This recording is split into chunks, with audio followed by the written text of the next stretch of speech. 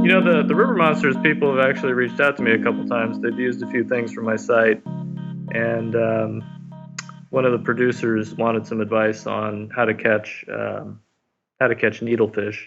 Hey everyone, John here from Cast and Spear, and today's guest is Dan Smith. Actually, he's the entire week's guest because he has so much cool stuff to share that I had to have him on every day for the podcast. He runs a website called howtocatchanyfish.com. Super cool, jam-packed with awesome tips. He's caught over 200 species. He's traveled around the world, everywhere from the Great Barrier Reef to the Amazon, and he has some of the coolest stories and techniques out there. All for you, all on his website. Definitely check it out if you haven't already. But let's jump right in and let's meet the man himself. Please give a warm welcome to Dan Smith. In terms of how I got into fishing, I didn't really have a dad or an uncle or a relative or anyone who was into it. I don't really know how I got into it, to be honest. I think it must have just kind of been something that I was born with. My dad did take me once when I was 4. We lived in Hawaii at the time, and there was like a kids tilapia fishing tournament, and he took me to that just because he thought it was something to do. And we didn't even see a fish, let alone catch a fish. But for some reason after that, I was really into it, and I subscribed to Field and Stream on my own when I was 9 with my Christmas money, and used to buy lures with the little money I had as a kid, and no one ever took me fishing, so I couldn't even use them. I just kind of collected them and thought about the day someday when I might be able to use them. And then coming into high school and college is really where I had a car and I had more mobility and an ability to actually go fishing. So by college, I was probably going 3-4 times a week. As much as I could go, and having a career and a family and all that, it's tapered off a bit, but I still get out quite a bit relative to most of the folks I know. How many fish have you caught so far? Do you keep track, like have a life list or any of those things? No, I don't.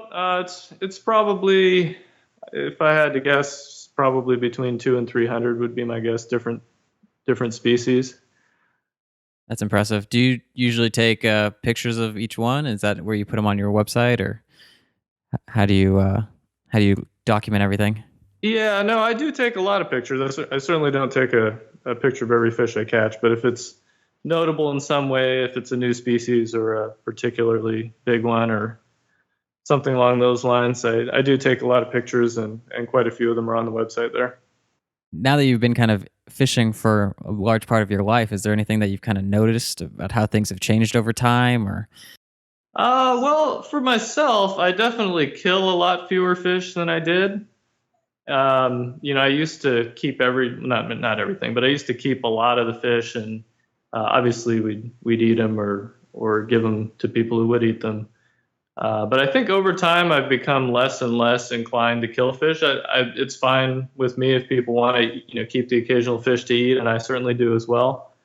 But I think just naturally over time you get you kind of value the resource more and want to make sure that it continues and stays healthy. So I'd say that's one thing that's changed for me is I've always really liked fish. I've always kept fish in aquariums and just liked watching fish as well as catching fish. And over time, I've just had less and less of a desire to kill any fish. And so probably 90 to 95% of the fish I catch now I release.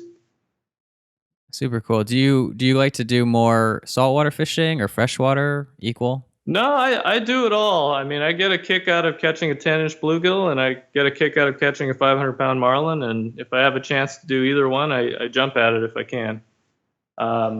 They're obviously different approaches. One thing I like about freshwater fishing is you don't have to worry about weather and rough seas and that sort of thing as much. But obviously the saltwater fish, if you want to pull on really strong fish, you have to go to the ocean at some point.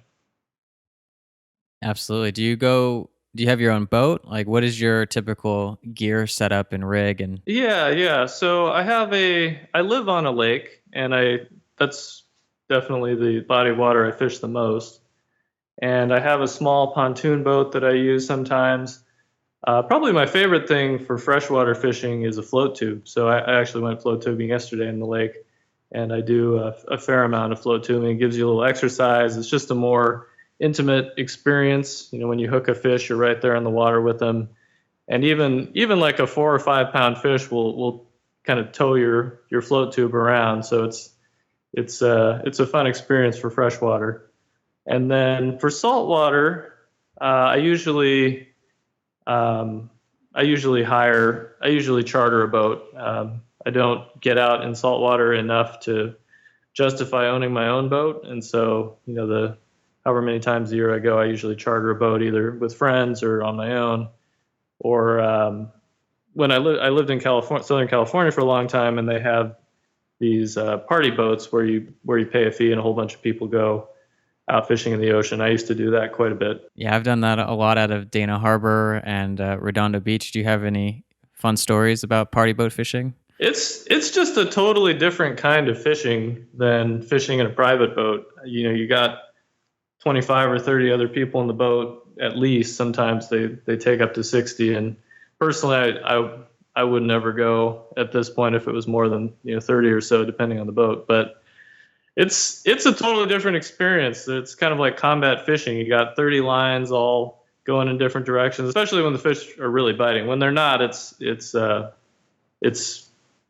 more manageable. But if you get into a wide open tuna bite or wide open yellowtail bite, and you got everybody hooked up at once, and their lines are all crossing each other, and you're having to run under and over people, and you got the deckhand screaming and chum flying through the air and hitting in the back of the head. It's a kind of excitement that you don't get in a lot of other types of fishing, and that I really enjoy that. And when I do get back to California, that's something I like doing.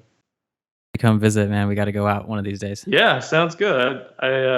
I love going out of all those landings. I've probably been out of every landing between Oxnard and Ensenada.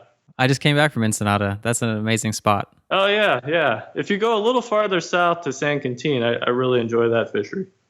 Okay, I'll definitely check that out next time. Well, that does it for this episode of the Cast and Spear podcast. I hope you enjoyed meeting Dan. Definitely come by tomorrow where he shares his top 5 places around the world to go fishing. He's going to talk about the Amazon, the Great Barrier Reef, and many more. So definitely come back and check it out. If you found this episode enlightening or fun to listen to, please do me a favor. Go to iTunes and leave me a review and a rating. I read them all, and I want to make sure that this podcast is perfect for you. All right, that does it. If you want the show notes, definitely go to castandspear.com/how to catch any fish. And until next time, keep those lines tight.